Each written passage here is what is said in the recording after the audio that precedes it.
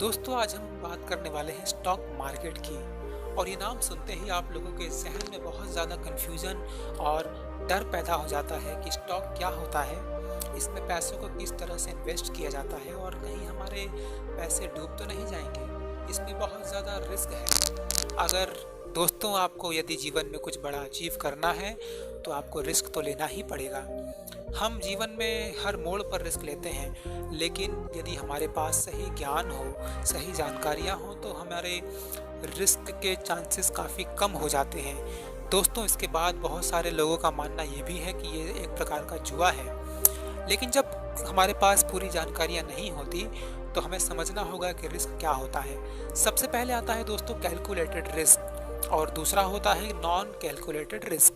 Stock market में calculative risk क्या होता है, आइए जानते हैं इस बारे में।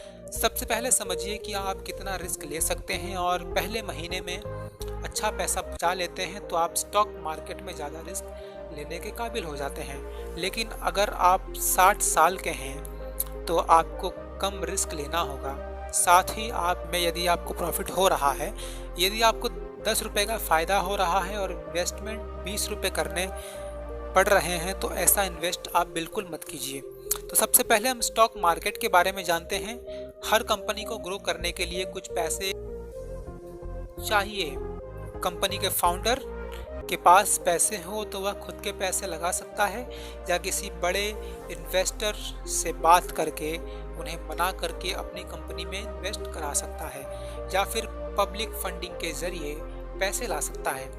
पब्लिक फंडिंग में कंपनी आम लोगों से पैसा लेती है, वह अपने बहुत से शेयर्स मार्केट में ऑफर करती है जिसे आईपीओ कहा जाता है, मतलब इनिशियल पब्लिक ऑफर।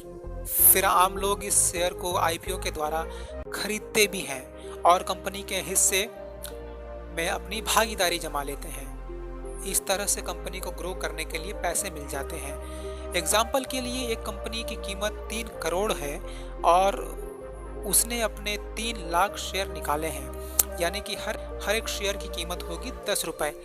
अगर आप उसके 20 शेयर खरीद लेते हो तो आप उस कंपनी के 2000 शेयर्स के मालिक बन जाते हैं। आपका इस कंपनी में 2000 रुपये का हिस्सा है और इसी हिस्से को शेयर कहा जाता है।